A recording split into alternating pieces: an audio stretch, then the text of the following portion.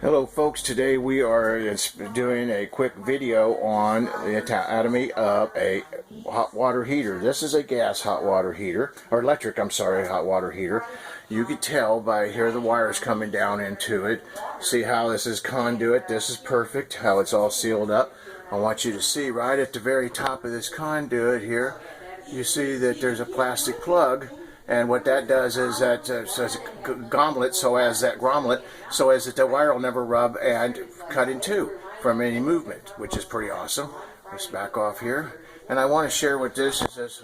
This is a ground wire here, and it's grounding our cold, which is our shut-off valve, to our hot. And the reason is because whenever when water moves through it, period, but when we move the hot water up like this, it gets the electrons moving. So it's actually a safety grounding system. This is pretty cool.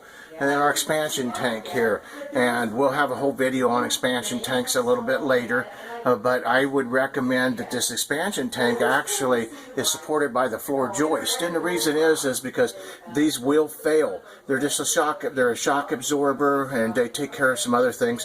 But what happens is there's a bladder in here, and when this bladder gets older and it starts to fail, this tank will fill up full of water, and this connection's just not enough to hold it. So we want to make sure you have that. And these are dielectrics. These are so because we're coming from two different types of material. It's a dielectric union. Now we're going to do videos on them here in the future. And this is our pressure relief valve right here, TPR. And you see it's coming down through here and just goes to the ground. What this does right here is if these are big glorified bombs, and if they ever want to get too much heat, creates water pressure, which creates a bomb, well, this pops off. It creates a mess, but better than a bomb. Well, folks, I hope this has been, we'll talk more about these and cleaning and everything in other future videos.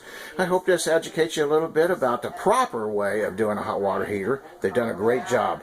Thank you for watching our videos. Give us a call, Galloway Building Services.